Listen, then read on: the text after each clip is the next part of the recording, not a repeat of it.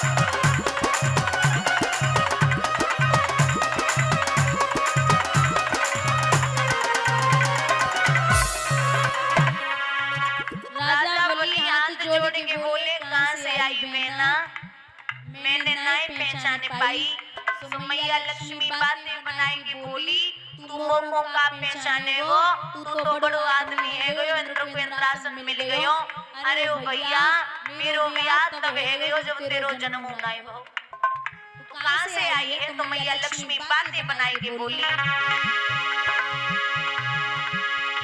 दूर देश से आई मेरे भैया उम्र बड़ी है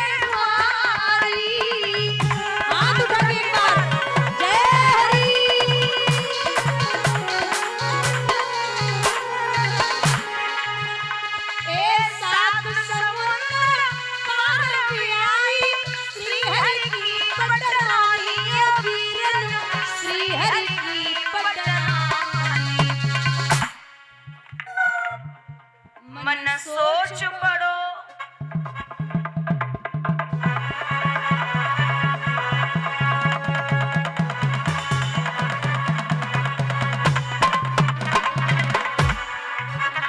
मन सोच पड़ो मैं भूल गयो मोए याद दिलाओ आज रे हरे पल के पहरे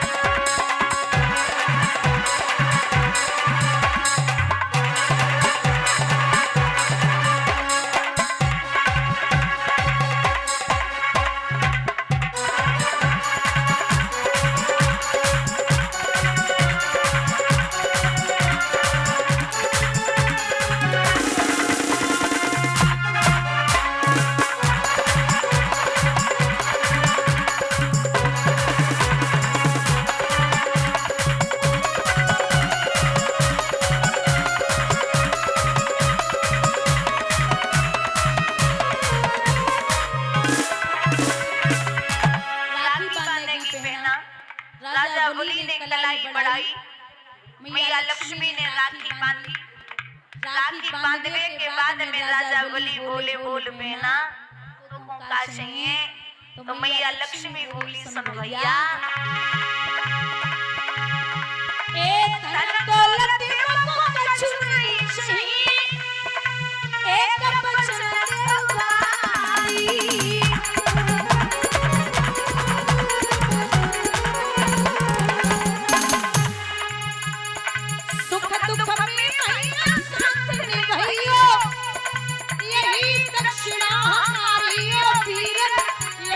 दक्षिणा हमारी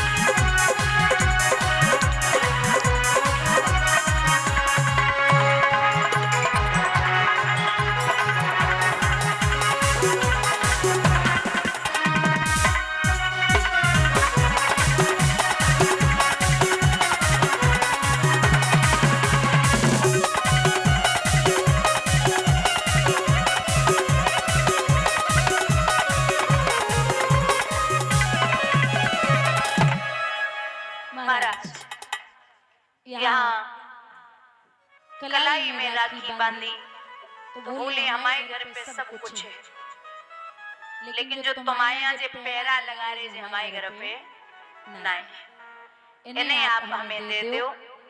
जैसी जवाब सुनी सुविंध्यावती भागी परी और जवाब दियो कि आज लेवे को तो बड़ी जल्दी आई गई, मैंने पिया की पीठ न पाई डारी, कछु सोची नाय बेचारी है, ज्यादा खसमीली बन गई हो वैसे पीर पराई है। बादन कांगी जादन हमने अपने पति की पीठ को न पाए डालो। बुजुर्गों, राजा वली की एक बिटिया और थी जिसका नाम था रतनमाला।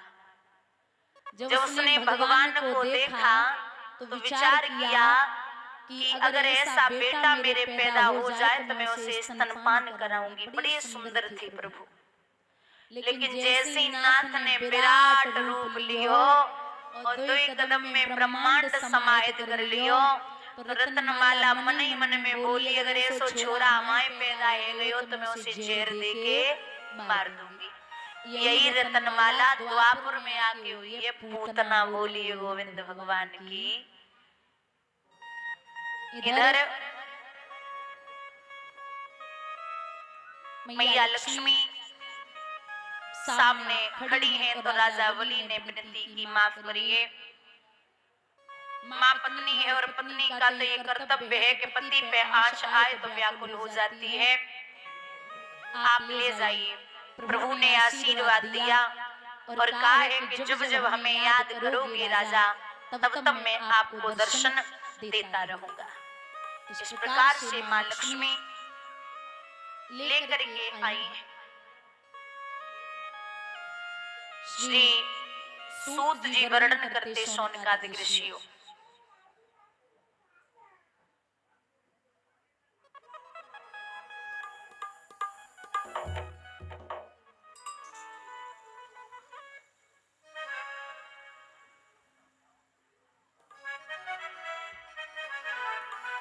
बड़ा पावन प्रसंग आता है सूर्यवंश का। विश्वान सूर्यवंश में एक राजा हुए हैं जिनका नाम है सत्यव्रत। परीक्षित, सत्यव्रत का दूसरा नाम है त्रिशंकु। एक दिन ये सत्यव्रत शिकार खेलने के लिए गए तो इन्होंने क्या देखा है, एक गाय किसान के अनाज को खा रही है और किसान सो रहा है।